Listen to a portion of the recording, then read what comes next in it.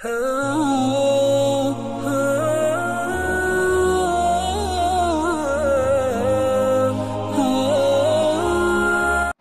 باللہ من الشیطان الرجیم، بسم اللہ الرحمن الرحیم۔ محترم ناظرین و سامعین، آج ایک نئے سوال کے ساتھ آپ کی خدمت میں حاضر ہیں، اور آپ تمام احباب سے ریکویسٹ ہے، یہ التماس ہے کہ آپ شرعی مسئلے کے اعتبار سے کچھ پوچھنا چاہتے ہیں تو کمنٹ سیکشن میں ہمیں وہ سوال لکھ کر سینڈ فرمائیں تاکہ ہم اس سوال کے مطابق آگے ایک ویڈیو بنا سکیں۔ تو آج کا سوال یہ ہے کہ ایک شخص جو اپنی نماز پڑھ رہا تھا اور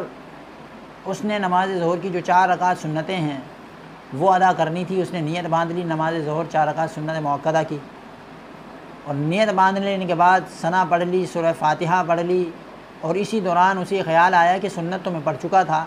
مجھے تو فرض پڑھنی تھی، تو وہ اسی وقت اپنی نیت تبدیل کر کے سنت کے بجائے فرض کی نیت کر لے۔ تو ایسا شخص جس نے سنت کی نیت کر کے پھر اسے تبدیل کر کے فرض کی نیت کر لی، تو کیا اس کی نماز ہو گئی؟ اور اگر ہو گئی تو وہ سنت ہوئی یا فرض ہوئی؟ تو اس کا جواب یہ ہے کہ اگر اس نے نیت کر لی اور تکبیر تحریمہ کہنے کے بعد اسے خیال آیا کہ یہ جو سنت پڑھ رہا ہوں مجھے تو سنت نہیں پڑھنی تھی بلکہ فرض پڑھنی تھی، پھر اگر تبدیل کرتا ہے تو اس تبدیل کی جانے والی نیت کا کوئی اعتبار نہیں ہے۔ تو اگر کسی نے تکبیر تحریمہ کہہ لینے کے بعد اگر نیت تبدیل کی تو اس نیت کا کوئی اعتبار نہیں ہوگا،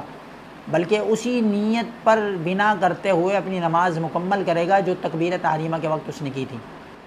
اور یہ مسئلہ بھی اچھی طرح سمجھ لیں کہ نیت جو ہے دل کے پختہ ارادے کا نام ہے۔ ایک شخص جو ہے ظہر کی نماز ادا کرنے کے لیے مسجد میں داخل ہوا اور اس نے نیت ظہر کی تھی، دل میں اس کے ارادہ ظہر کا تھا لیکن زبان سے اس کے اثر نکل گیا، تو زبان سے الفاظ جو اثر کے ادا ہوئے ان الفاظ کا اعتبار نہیں ہوگا، دل میں جو ارادہ کر کے آیا تھا اسی پر اس کی نماز مکمل ہو جائے گی۔ اب یہ مسئلہ سمجھ لینے کے بعد اس چیز کا بھی خیال رکھیں کہ اگر سنت کی نیت کر کے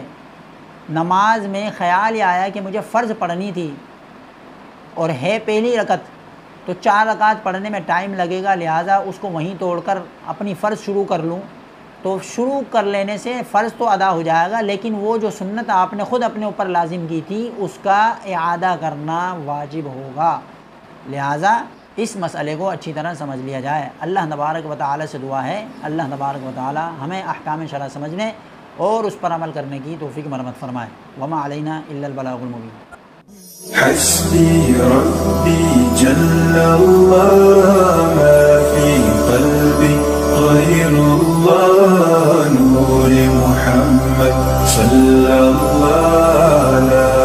إله إلا